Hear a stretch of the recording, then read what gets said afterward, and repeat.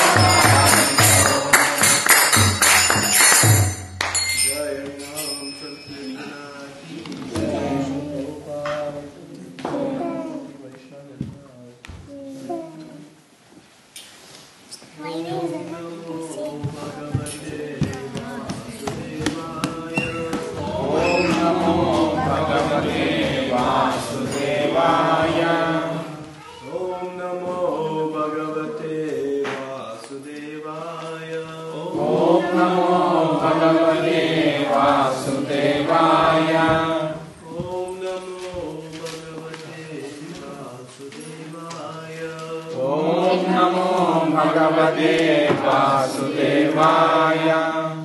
Om Jnana-timirandasya Jnananjana-shalakaya Chakshurunmilitam yena Tasmai Shri Gurave Namaha. Shri Chaitanya Manobhishtam Sthapitam yena bhutale Swayam Rupa Kadamahyam Dadati Swapadantikam. Vandeham Shri Guru Shri Yuta Padakamalam Shri Gurum Vaishnavamscha Shri Rupam Sagrajatam Sahagana Raghunatham Vitam Tam Sajivam Sadvaitam Savadutam Parijana Sahitam Krishna Chaitanya Devam Shri Radha Krishna Balaram Sahagana Lalita Shri Vishakhanvitamscha. He Krishna Karuna Sindhu Dinabandho Jagapate Gopesha Gopika Kanta Radha Kanta Namostute. Bhakta Kanchana Gaurangi Radhe Vrindavaneshwari Vrishabhanu Sute Devi Pranamami Hari Priye. Vancha Kalpatarubhyascha Kripa Sindhubhyeva cha Patitanam Pavanebhyo Vaishnavebhyo Namo Namaha.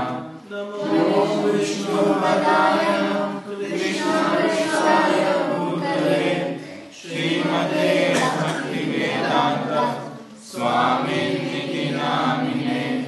Namaste Saraswati Devi Gauravani Pracharine Nirvishesha Shunyavadi Paschatya Deshatarine. Jai Shri Krishna Chaitanya Prabhu Nityananda Shri Advaita Gadadhara Shri Vasadi Gaura Bhakta Vrinda. Hare Krishna Krishna Krishna Hare Hare Hare Rama Rama Rama Hare Hare.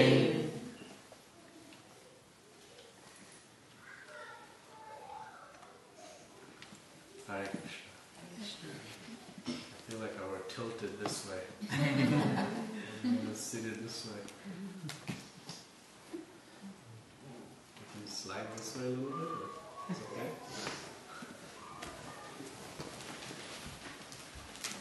Just to make we have plenty of space. Yeah. Down under the altar.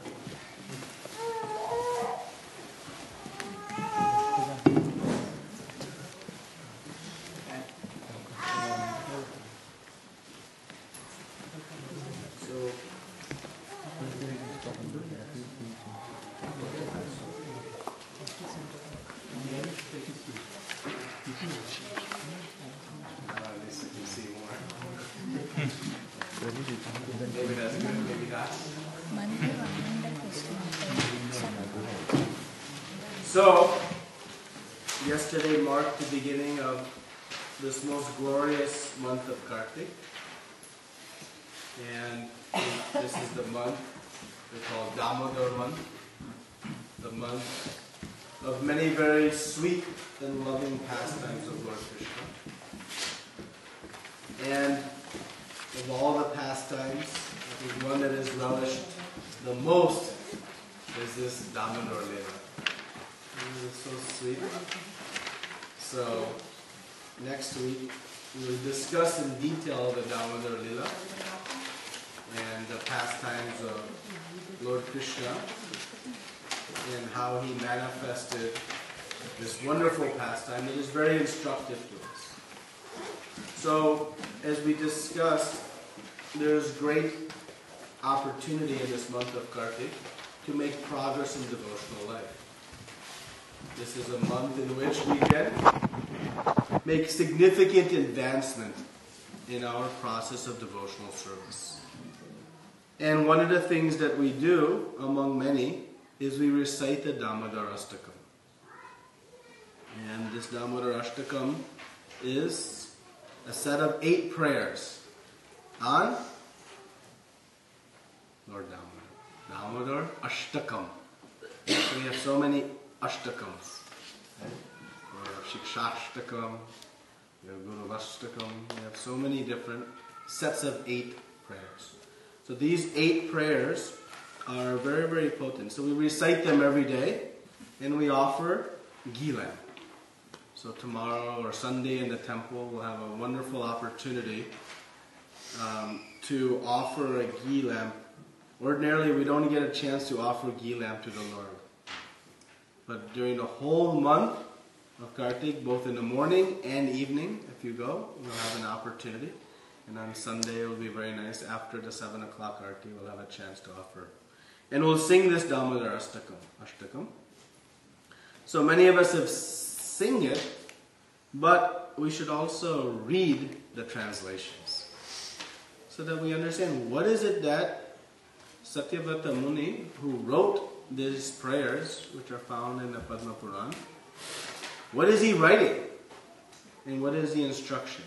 So we want to sing the prayers, but for those of us who may not be so well versed in Sanskrit and understand the meanings, we have a translation. So today we'll discuss the translation of this Damodarastakam, so that as we recite them every day, we try to bring out the mood of these prayers. So, because we don't know exactly how to pray, what to ask for. So we follow in the footsteps of the great devotees who have understood the perfection of prayer. So we recite their prayers, but we should know what is it that we're reciting. Many of us have read this Damodarastakam, maybe even memorized the Damodarastakam. But have we memorized and understood the purport of the Damodarastakam? So I thought today, the near beginning of this month of Kartik, and we'll be reciting this for the next 30 days, we can read the translations and discuss a little bit about each verse. We'll just touch on a few topics. Each verse itself is worthy of a full discussion, but we'll just cover some of the highlights. So we'll go around and everyone can read, at least 8 people, 8 wonderful, fortunate souls can read one verse. We'll just read the translation, and then at the end we'll be singing the Damodarastakam and offering ghee lamp. So we'll just read the translations, and after each one we'll have a little bit of discussion on each. Is that okay? Yeah. Okay. So who would like to be the first fortunate soul to read the first verse? I can start. All right. The Supreme Lord, whose form is the embodiment of the eternal existence, knowledge and bliss, whose shark-shaped earrings are swinging to and fro, who is beautifully shining and in a divine veil of Goluka, who due to the offense of breaking the pot of yogurt that his mother was churning into butter and then stealing the butter that was kept hanging from a swing, is quickly running from the wooden grinding mortar and fear of Mother Yashoda, but who has seen caught from behind by her, who ran after him with greater speed. To that Supreme Lord, Sri Damodara, I offer my humble obeisances. So in this first verse, we see this, due to the offense of breaking the pot of yogurt, and he is running. Now this is the Supreme Personality of Godhead running, and somehow his mother has caught him. So we'll discuss next week how that is possible, why that is happening, why he was running, and his mood.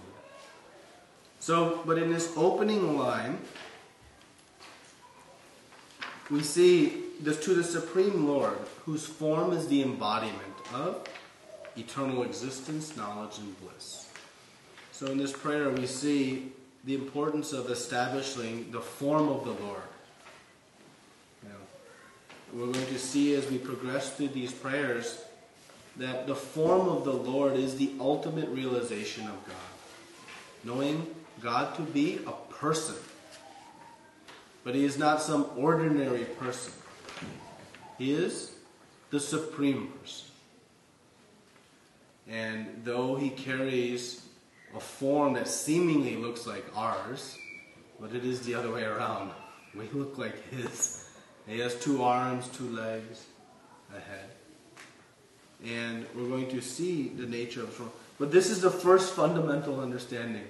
Because so much of philosophy confuses this very simple point. That God is a person. There's not just some energy or some light or some abstract superpower. No, God is a person. And His form is made up of 3 elements. Sat, Chit, and Ananda. Sat means eternal. So when we celebrate Shri Krishna Janmashtami, it is not the birth of Krishna. It is the appearance of Krishna.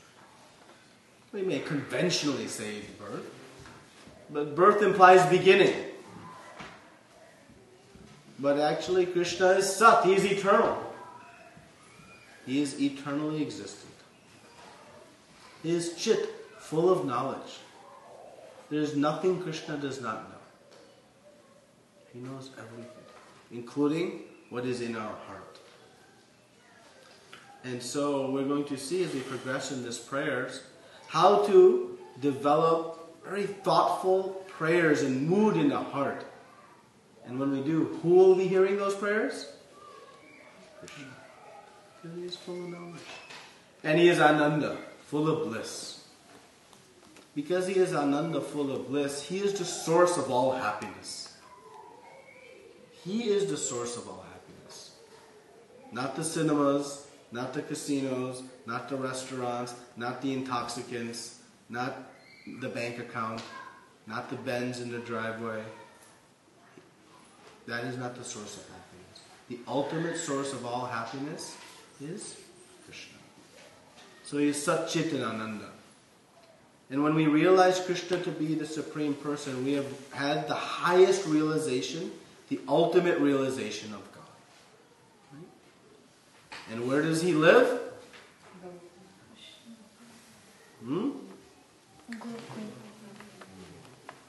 He has a home. He has a home. He has a place of residence. And that is in the spiritual world. And the spiritual world is very vast. There are many, many different planets within the spiritual world, in the Vaikuntha planets. In the middle of this vast spiritual world, there is a lotus flower. And in the world, the middle of that lotus flower, resides Goloka Vrindavan. And it is in the middle there that Lord Krishna eternally resides in His eternal form. So this is Krishna's home. And go. So now we'll read the 2nd verse and discuss a little more. Seeing the whipping stick in his mother's hand, he is crying and rubbing his eyes again and again with his 2 lotus hands.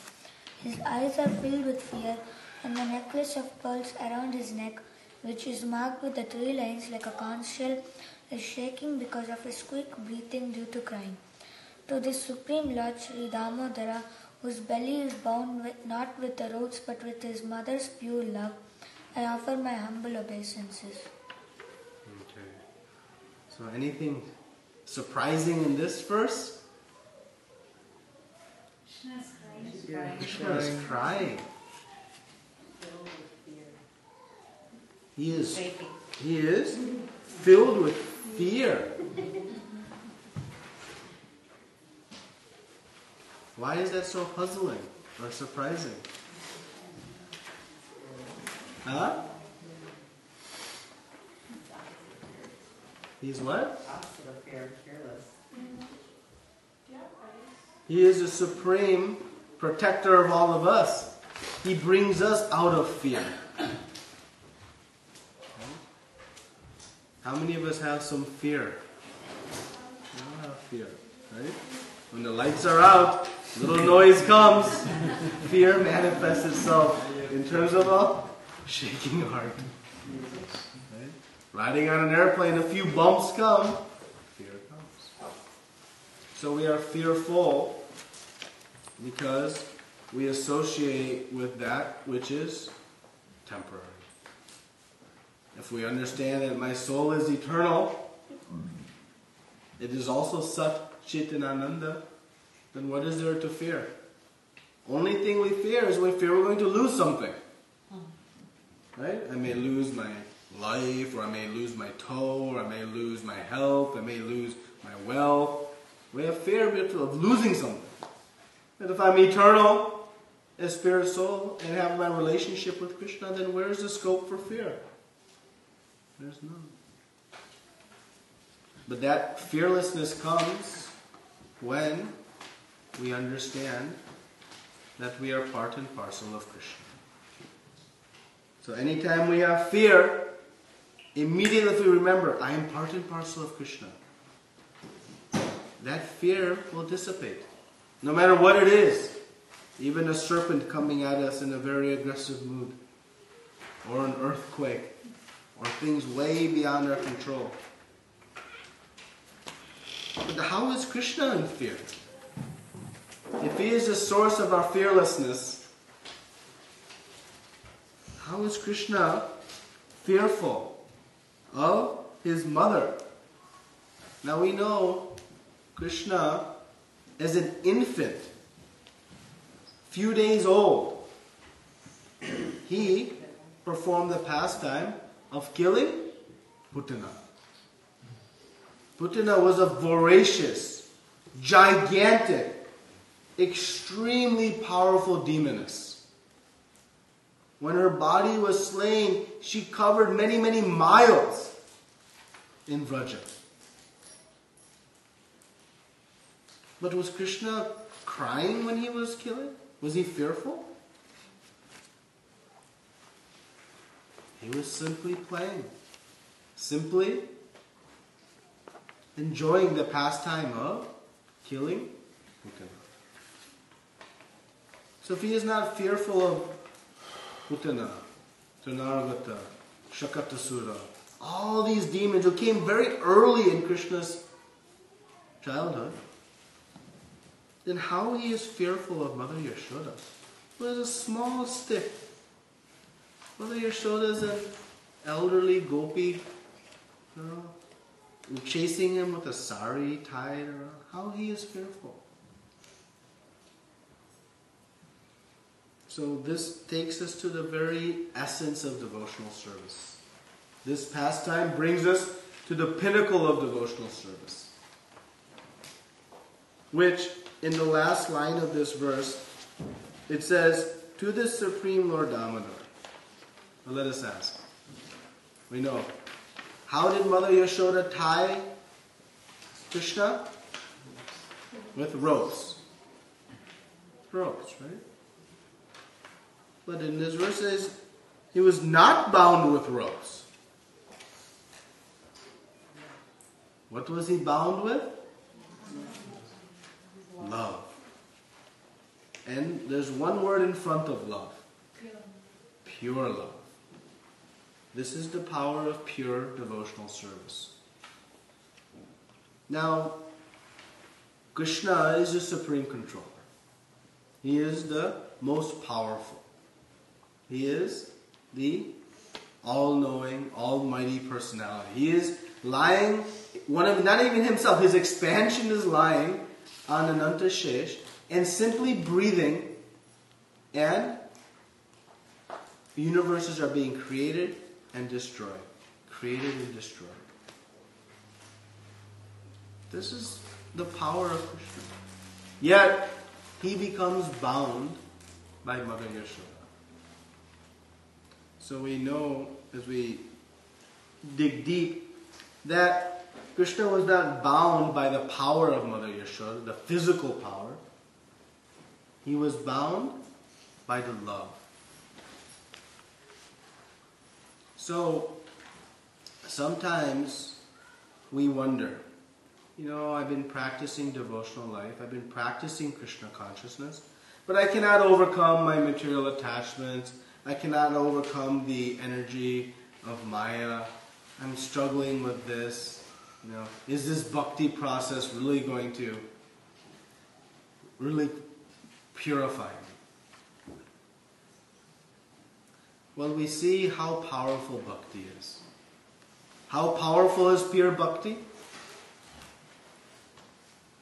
It has the ability to bind, which means to subdue the Supreme Personality of Godhead. So what could be more powerful than devotional service? So if devotion, love, bhakti means love. When we say devotional service, it is not like our service in the office. Our service in the office is not out of love. It is out of obligation. But bhakti, we say, is devotional service. It is service as an expression of our love. We say when we want to show our love to someone, we can tell them, I love you. But even more powerful than that is to actually render some service to that individual. Saying is one thing, it's nice, but doing is even further. So bhakti is the activity of expressing our love to Krishna. So when we are doing our devotional service, our consciousness should be such. Not I am doing my bhakti so that it doesn't rain tomorrow when I go on a picnic. I am doing my bhakti for this, that, or the other. No. It is an expression of our love. And this love, when it becomes so pure, it has the power to control the Supreme Personality of Godhead. So we'll talk about pure love in the next two verses. But I just want us to understand the potency of devotional service. So yes, we may be struggling with the illusory energy. We may be struggling with our neighbor. We may be struggling with our own senses, our mind. But think, if bhakti is so powerful it can subdue and control Krishna, surely, absolutely, it has the power to overcome any of our obstacles in devotional service. So this is the extreme potency of devotional service. So we can be encouraged that Mother Yashoda's love was so strong that she was able to fill Krishna with fear. He who is the source of fear of those who envy him, he is becoming fearful. Now we'll discuss the next verse. Please stop with any questions or comments. Number 3, someone can read. In such childhood pastimes as this, he is drowning the inhabitants of Gokula in pools of ecstasy and is revealing to those devotees who are absorbed in the knowledge of his supreme majesty and opulence that he is only conquered by devotees whose pure love is imbued with intimacy and is free from all conceptions of awe and reverence. With great love, I again offer my obeisances to Lord Sri Damodara hundreds and hundreds of times. So this is a very important verse for us, bringing us to the mood of this type of pure love. So sometimes we ask the question, who is Vishnu and who is Krishna? Right? Sometimes we wonder, are they different personalities? Who are they? We want to know. So we explain that Vishnu is like that Supreme Court judge. He is a person who one interacts with awe and reverence, with a certain formality. In the courtroom, we interact with the judge with those, right? They sit on a high bench. Your Honor, may I speak? There's an etiquette. It's a very awe and reverential situation. But when that same judge comes home, takes off the hat and robe, wife doesn't say, Your Honor, may I ask you to take the garbage out? She hands the garbage. Right? That's how it works. So, but the person's the same. But the mood of interaction is different. When his friends come over, they don't ask, Your Honor, may I speak? No. They start making fun, maybe telling jokes, in a very intimate relationship. Right?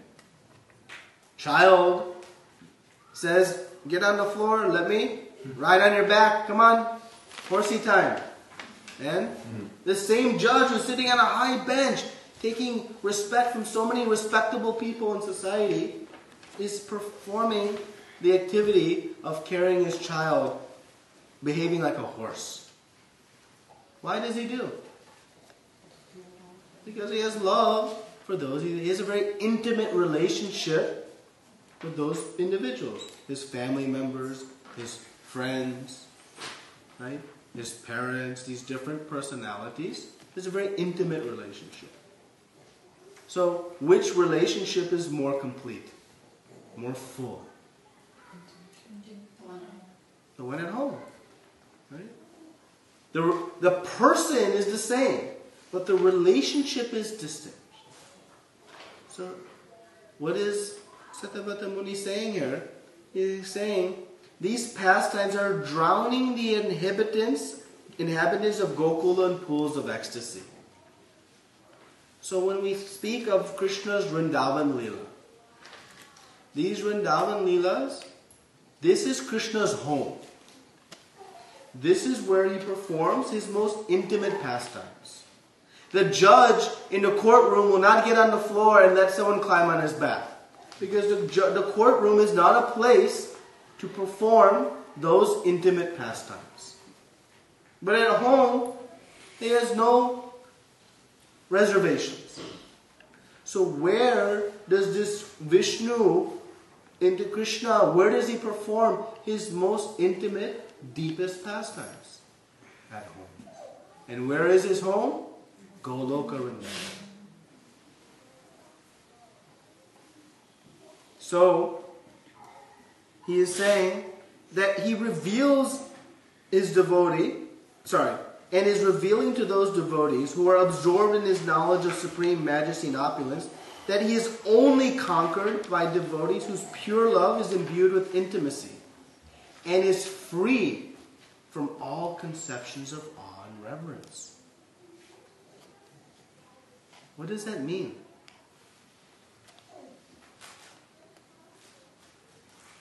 What do we think that means?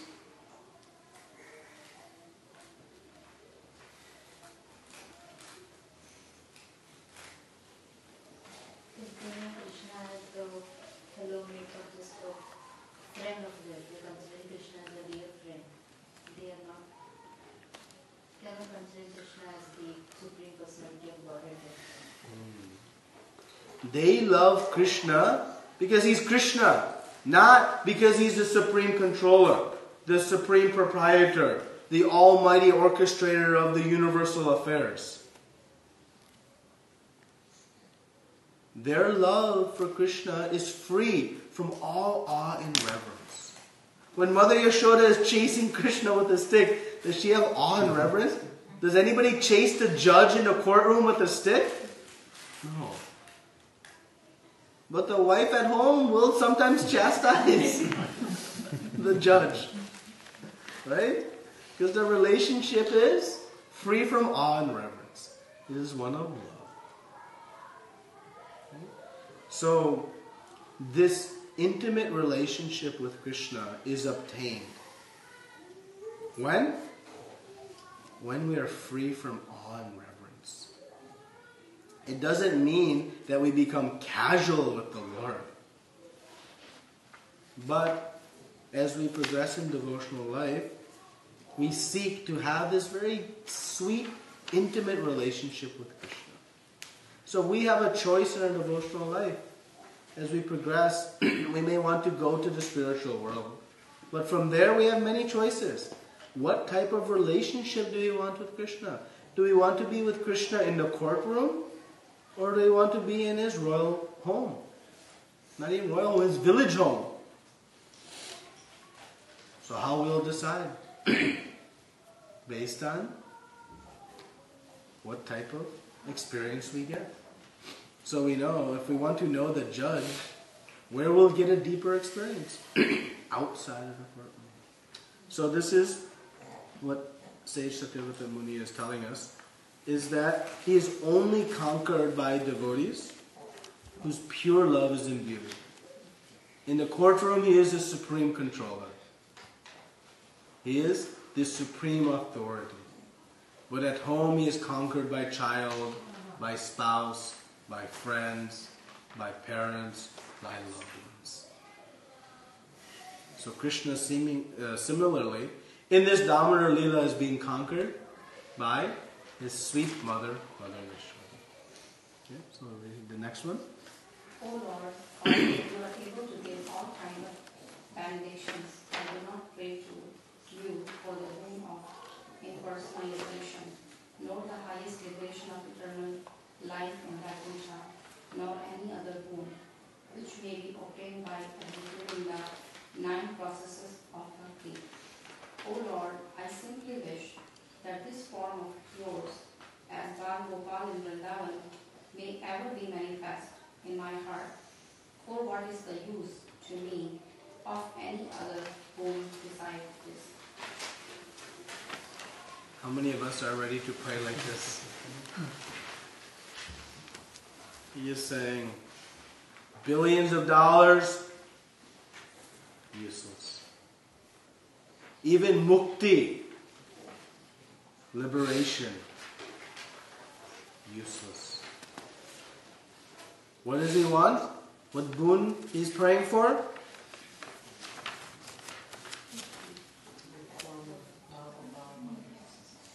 Be manifested. He's not even asking that let me be with you in your form as Balagopal. That's not what he's asking. He's saying, just let this form of yours be manifest in my heart. Meaning, let me constantly be meditating on this form. So let's ask this question. Any intelligent person will, between option A and option B, if they have a choice between two things, how will they decide which one to pursue? Based on? Which gives more happiness. That's the criteria. Right? Given 2 options, somebody friend calls someone, hey, let's do this or that. We'll decide based on which will give us more happiness. So, Satyavrata Muni is saying, eternal life in Vaikuntha. What does eternal life in Vaikuntha mean? No disease. No old age. No stress. No fear. A beautiful form. Living in opulent palaces. The weather is always perfect. No taxes. There's no Labor Day because all days are free of labor. No working. No getting fired. Unlimited resources. Select airplanes to fly in. Sounds pretty good, huh? What more can there be? What more we can ask for? No more troubles of the body in eternal form. Never gets tired, never wears down. No need for doctors. What else we could ask for? We don't need a weather app on our phone because the weather is always perfect. Nothing. I don't even want that. He is giving that up for having this form of Krishna manifest in his heart. So what must we conclude then? What is the conclusion? He has lost his mind? He's being fanatical, sentimental?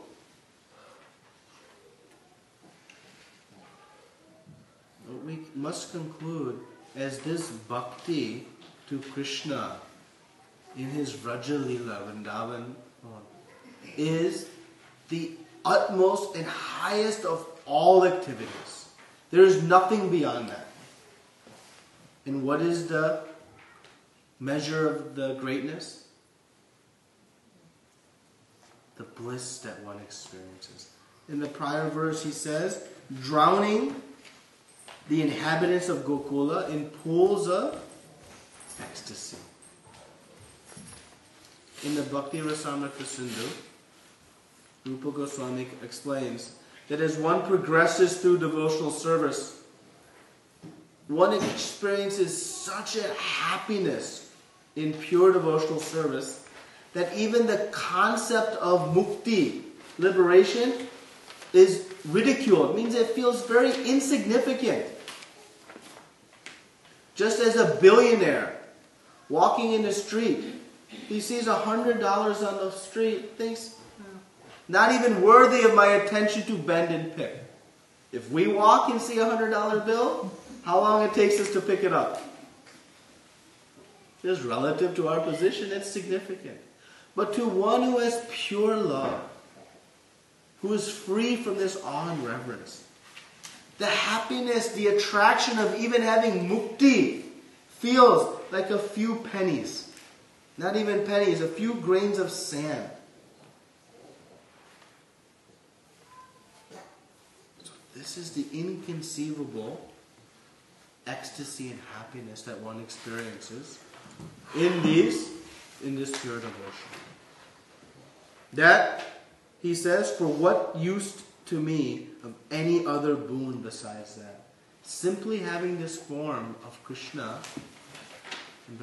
He's not even asking, let me come to Goloka Vrindavan. No matter where he may be, if he simply may be able to remember this form of Bala Gopal, he'll be in bliss and happiness. It's a very powerful position. Can we read the 5th verse? O Lord, your lotus face, which is encircled by locks of soft black hair, tinged with red, is kissed again and again by Mother Yashoda, and your lips are reddish like the bimba fruit. May this beautiful vision of your lotus face be ever manifest in my heart. Thousands and thousands of other benedictions are of no use to me.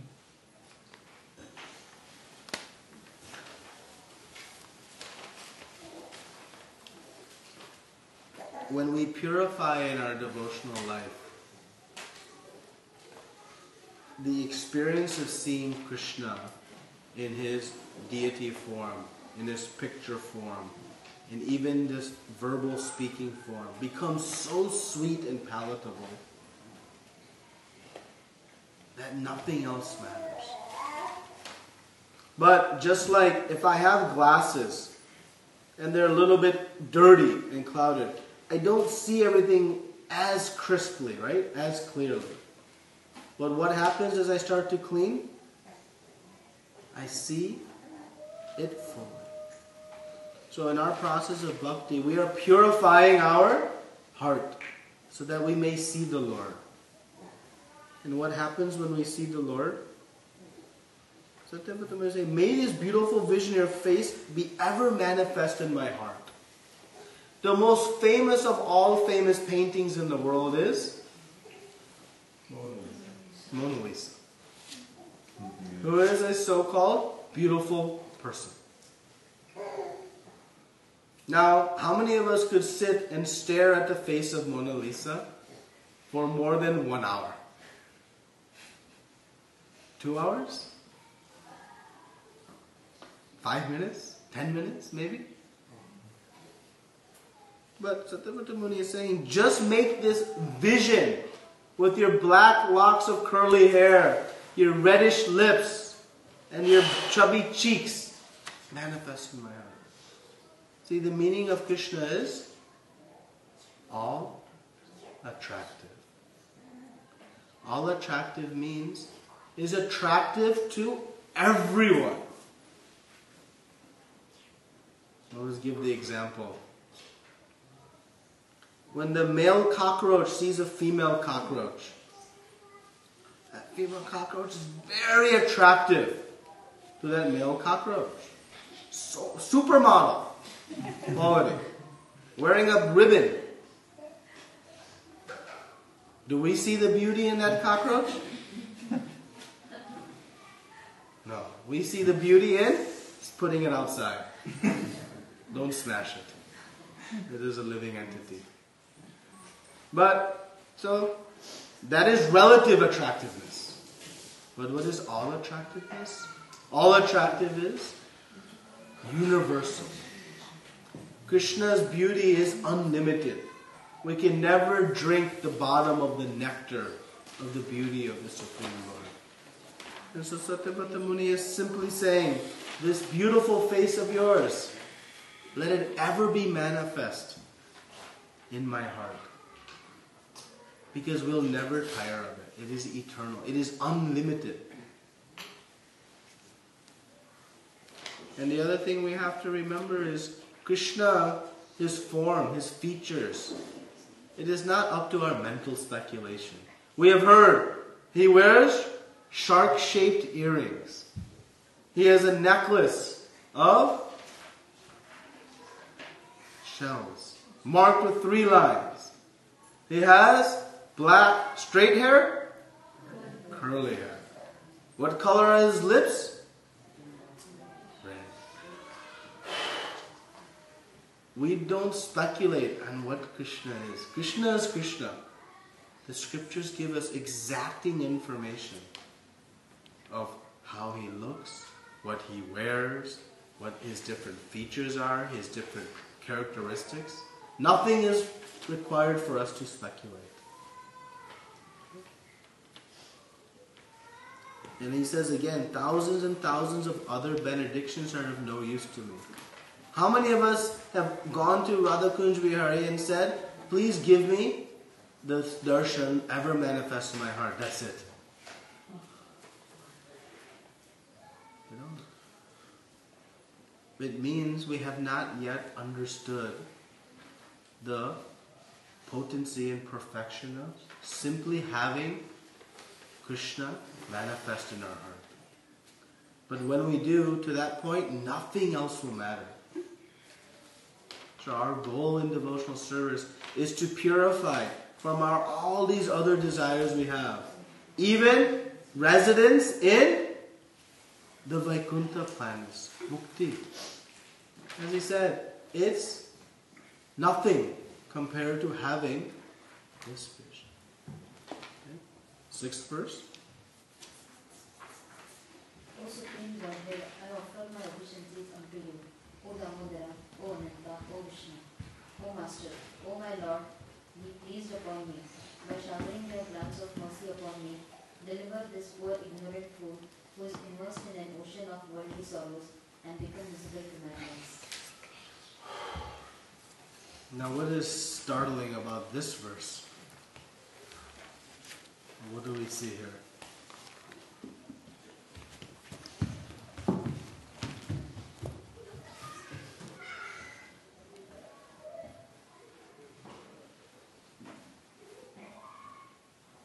Anything is peculiar in this verse? What is the mood of Satyavata Muni? Humility. We have been glorifying how he has understood what it really means to perfect devotional service. To know that all these other things pale in comparison to having darshan of Krishna in his Vraja Leela pastimes. He has perfected the process of devotional service. Beyond this, there is nothing else to know. So is he proud of his accomplishments? Proud of his ability to be able to compose such incredible prayers and have such perfect and complete understanding? He says, I am immersed in an ocean of worldly sorrows. Humility on the path of devotional service is an essential ingredient. And the more we progress in devotional service, the more humility we require, not less. And if we see the great acharyas in our lineage, we see such astounding realizations, understandings, perfection of life and behavior, in teachings, and everything. But we see complete humility. Srila Prabhupada, if you read the poem he wrote as he landed in the Boston Harbor, you'll see this incredible humility. He considered himself the greatest fool, unable to even know what to speak. The prayers actually break your heart, saying how humble he was. But remember, before he left, he had been given the title Bhakti Vedanta, which means the perfect scholar of all Vedanta.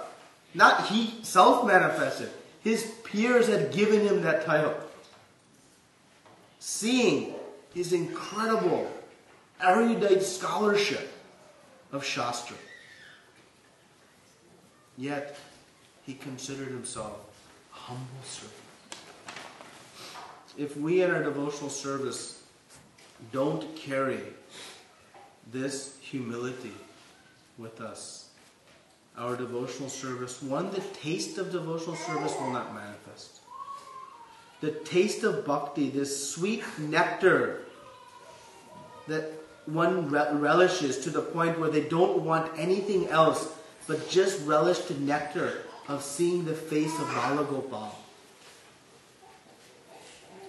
It doesn't manifest unless one has great humility. So Satyavata Muni is showing us that it is only by the mercy of Krishna, no amount of self-endeavor can obtain Krishna. Krishna must bestow it upon us. This level of humility must be there. That no matter how much I study, no matter how much I do anything for my devotional life, I am dependent on Krishna's mercy. Krishna must bestow it upon me, then it will happen. So great humility is required. Knowing bhakti comes from Krishna. And how we get Krishna? By mercy of Guru. Mercy of Guru. And how we get Guru? By mercy of Krishna. So we need mercy of Guru and Krishna to be able to. And we'll only search for the mercy of Guru and Krishna when we have the humility in the heart to realize that I cannot achieve this on my own. So in devotional service, this humility is required. And the second thing that's required, as we'll learn next week, is determination. Enthusiasm. One must be determined. There are so many so-called obstacles on the path of devotional service. But if we don't remain determined, anything in life to be successful requires determination. If we want to get a degree, it requires determination. We want to get success in the job, it requires determination. We want to become great at cricket or tennis. It requires determination. So how to become great in devotional service? Determination. We must be determined. We must be strong. But it must be coupled with humility.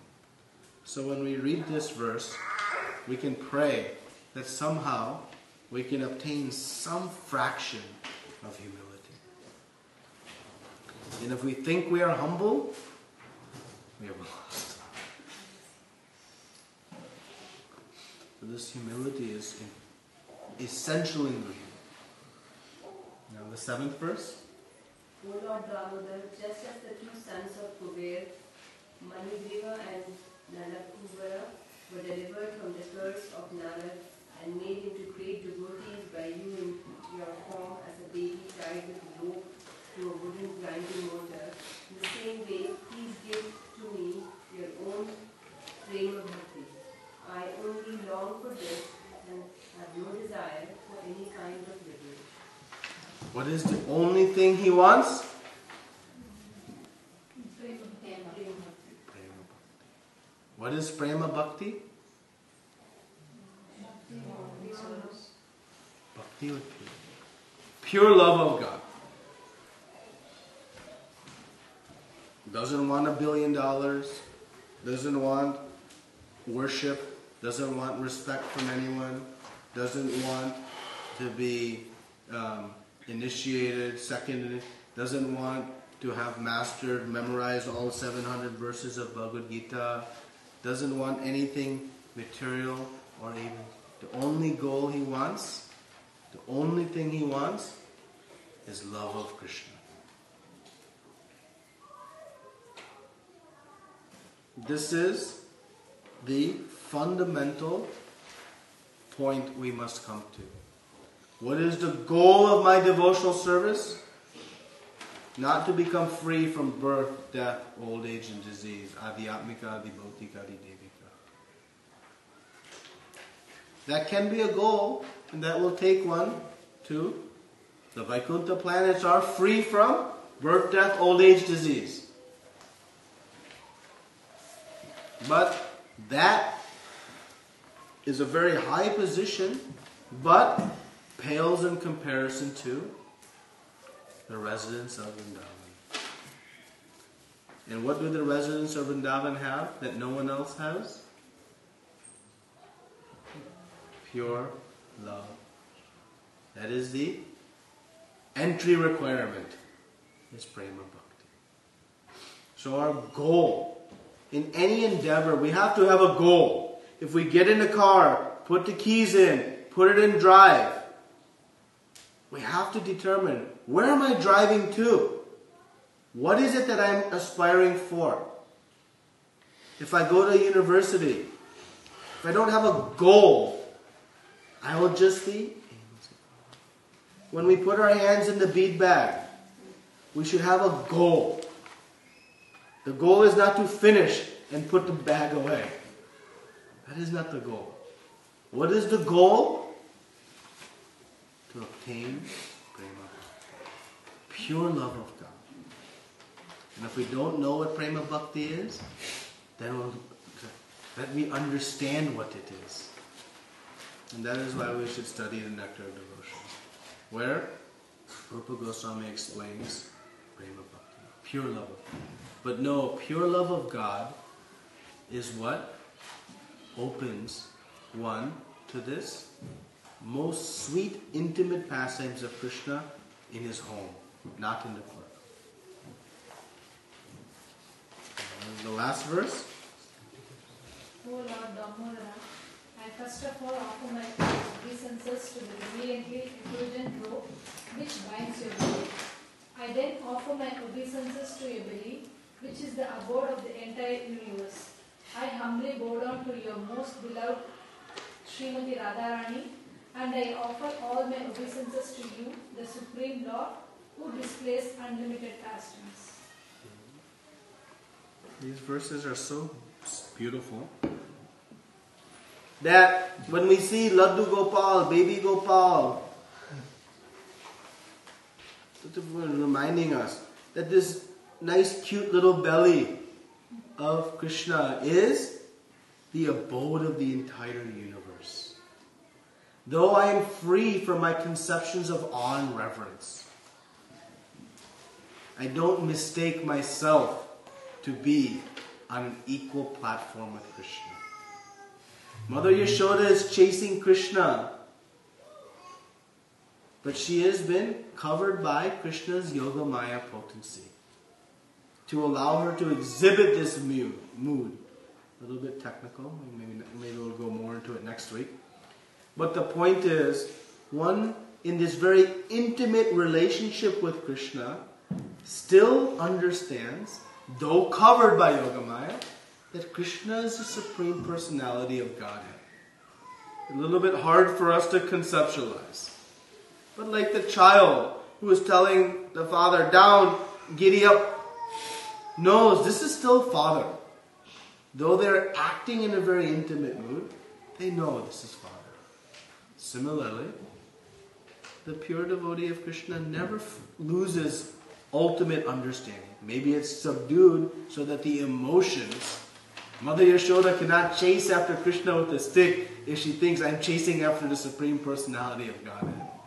Right? But then quickly Krishna opens his mouth, and shows the whole universe.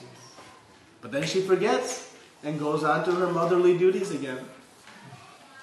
Right? So, Sakyabhata Muni is giving us this understanding. And then he offers his respects to Srimati Radharani. As we discussed on Radhastami, who is most dear to Krishna? Actually, Damodar month is the month of Radharani. That is why it's most dear to Krishna. Not his month. His month comes next. But what's most dear to Krishna is the month of Srimati Radharani. And we know we approach Krishna through the mercy of Srimati Radharani. It is her who paves the way, cleans up all of our messes, polishes us up, and presents us to Krishna. So we always say Radha Krishna. We approach Krishna through Srimati Radharani. And then we see the unlimited pastimes of Krishna. So in this month of Kartik, Krishna performs so many pastimes. And many of his most sweet, most powerful pastimes are performed in this month. And sometimes these pastimes are very bewildering to us. Sometimes they may go over our head. They go over my head at least.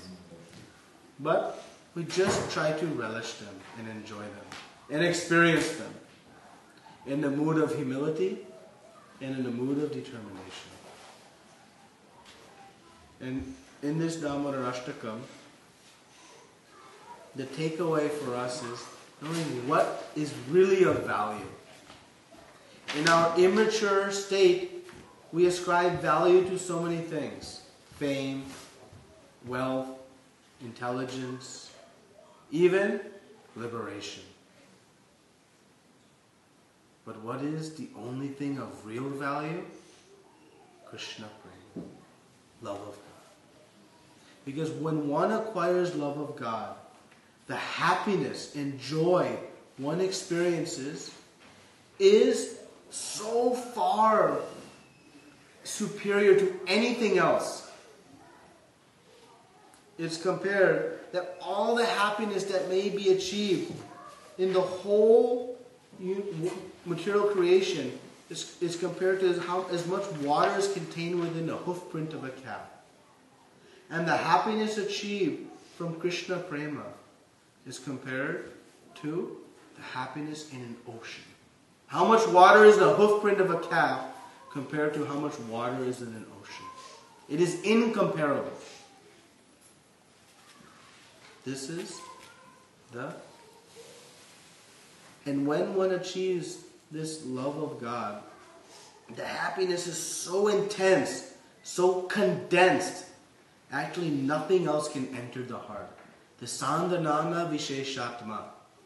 Rupa Goswami explains, it is the fifth characteristic that develops when one achieves prema bhakti. That it's so dense that nothing else can enter because nothing else matters. It's like when we're so fulfilled, we don't want to hear about anything else. That is what one achieves, that type of bliss and happiness, when one awakens pure love of God. And if this pure love of God seems fanciful and beyond our reach, remember one thing. We all, at one point, had this pure love of God. But it has gone dormant. It has gone dormant. And this devotional service, this sadhana bhakti, is simply the process to reawaken this love of God. When we say we are practicing devotional service, we are not practicing to learn something new. We are simply in the mode of practice to awaken an innate natural instinct. Our natural instinct is to have pure love of God. We are in our unnatural instinct today. And so yes, it may seem very high and far away, but remember, that is our natural instinct. We simply have to endeavor with enthusiasm and humility, under the instructions, following in the footsteps of our previous acharyas and Shastra, and it will be achieved quickly as we are ready to follow. So let us not think, oh, this is beyond our reach. We had it once, and we will get it back if we want it. But we have to know that we want it. So this is just a glimpse of Damodarastakam prayers. Any question. In the 8th verse, why is he personifying the ropes also? The what? Personifying the ropes. The ropes. Yeah. He's glorifying the ropes because what do the ropes represent? Love. What bound Mother Yashoda? Not the ropes, but the love. So he's glorifying the love of Krishna. That is why he's glorifying. He's not glorifying just some threads that have been braided together. He's glorifying the symbolism of those ropes being the love of Krishna. Because that is the only thing that can bind Krishna. Krishna is the Supreme Personality of Godhead. He has everything. But what is the one thing he hankers for? Love from his children, his pure devotees. That is the one thing he hankers for. And when he has an opportunity to get it, he is willing to give everything to them. Krishna says, Sarva dhamam parityaja mamekam sharanam vraja. He says, surrender everything to me. And we think in our foolish state, that's nice of Krishna to say, he takes everything. No. When we surrender everything to Krishna, he gives back many times more. So much so he gives himself. Allows himself to be tied. He takes the position of being the taxi driver. He's even willing to forego his fame. How many of us are willing to take the humble position in a very public place? When many people are around, we don't want to sweep the floor. We don't want to do any cleaning. Oh, that's low-class work.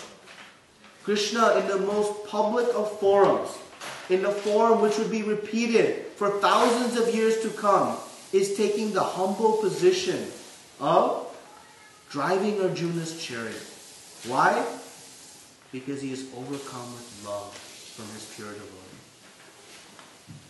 That's how much Krishna is willing to surrender. Krishna says surrender to him. But it is not a one-way street. When we surrender to Krishna in full love, he surrenders everything back.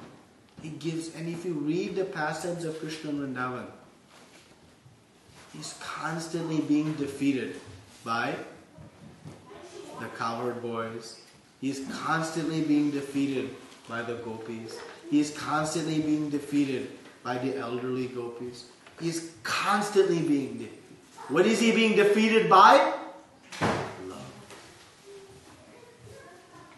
He cannot be defeated by anything else. Shri Krishna Karshini. When one obtains pure love, one has the ability to control and bind Krishna. And thus, he does not give it out so freely. He gives it out only to those he can trust. Will you let anyone tie you with a rope to a grinding mortar? No. Only one you have full faith and trust in what their motives and intentions are. Any other comments, questions? Prabhu, you were explaining about Neela Madhav's story to us before, during the So at that time, Damodarastakam was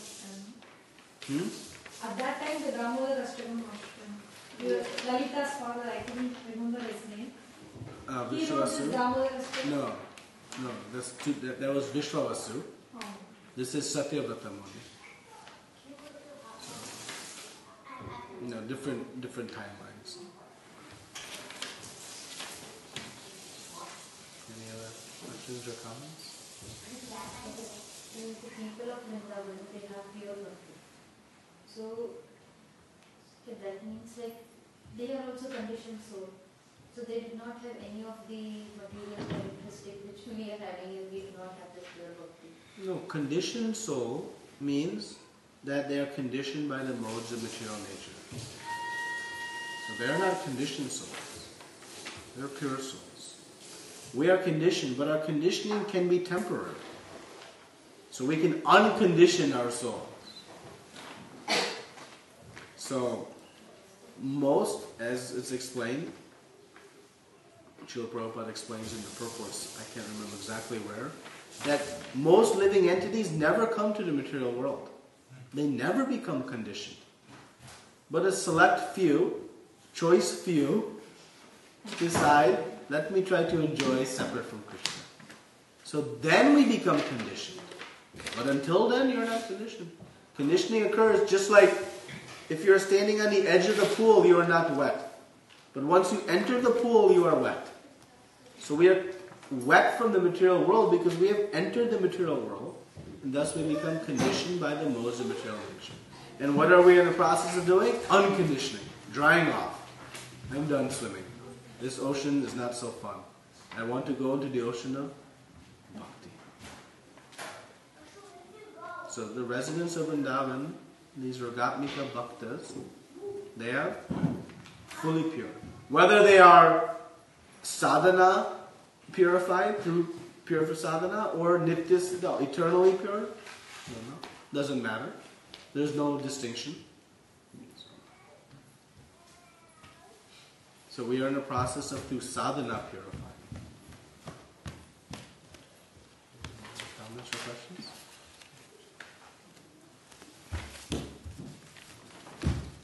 Okay. So we'll chant and then we'll do Damodarastakam. And then we'll offer Gila.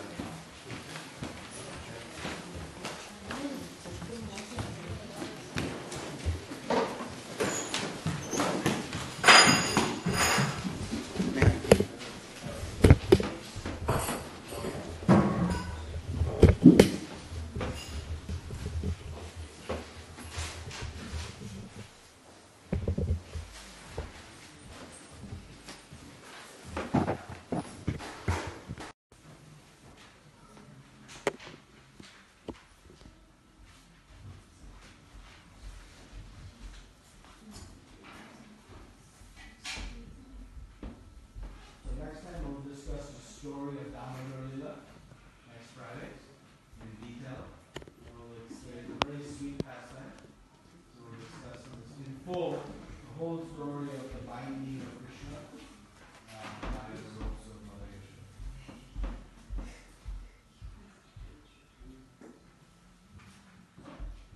Everybody has their beats? Jai Shri Krishna Chaitanya